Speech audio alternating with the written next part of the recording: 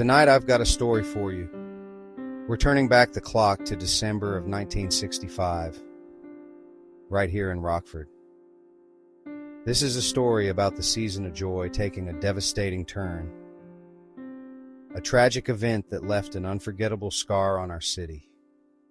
What was meant to be a magical moment for families during the holiday season turned into heartbreak that still echoes in Rockford's history. So let's dive in as we explore the Santa parachute incident. The holidays are supposed to be about joy, laughter, family, and all the excitement that comes with the season. And back in 1965, the Northtown Mall was the epicenter of holiday cheer for Rockford families.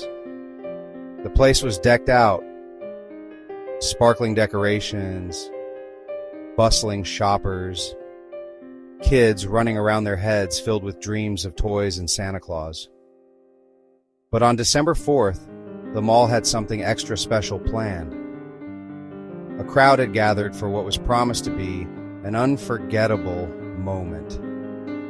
Santa's helper, Cornelius O'Rourke, was to be making a grand entrance from the sky. Decked out in his festive gear, Connie was an experienced parachutist and jump instructor. This wasn't new to him. In fact, it seemed like just another jump for somebody with his record. The crowd was buzzing with excitement, kids pointing at the sky, parents snapping pictures. But as Connie descended toward the mall, something went horribly wrong. His parachute malfunctioned.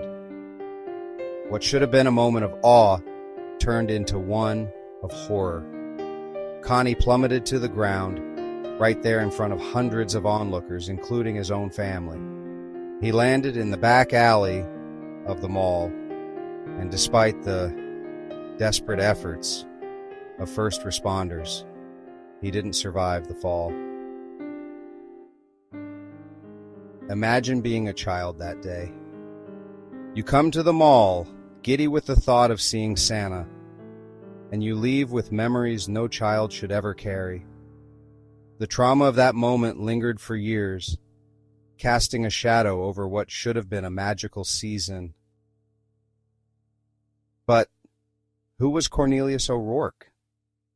Born in 1925, Connie was a skilled and passionate parachutist with a reputation for professionalism and precision. At 40 years old, he wasn't just performing for a crowd. He was trying to spread a little Christmas joy. The impact of that day wasn't just felt by those who were there. It rippled through the entire community. Northtown Mall had only been open for a few years, and now it was permanently linked to the tragedy. For many, it became a painful reminder of that day. And even decades later, the memory hasn't faded. And then there are the strange stories. Some believe the sight of the Northtown Mall carries an eerie weight, as if the sorrow of that day never truly left.